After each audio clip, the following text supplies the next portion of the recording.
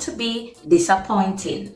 But too often, we hold on to men that have no intentions of changing, growing, or treating us right. And the problem? Many women, they see the red flags, but they still stay, hoping for a change, hoping that things will get better, hoping that he will finally step up. But ladies, let us be real.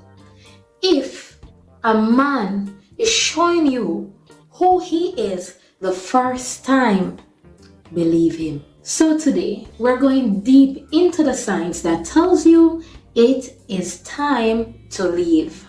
And when I say leave, I mean pack your emotional bag, block his number, and move. Another reason to run.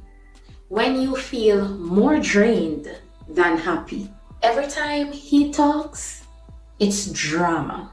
You feel anxious instead of excited when he calls. You're always questioning yourself, feeling insecure, or you're walking on eggshells. Ladies, a relationship is supposed to bring peace, not stress. If you are always exhausted by a man, it is time to let him go.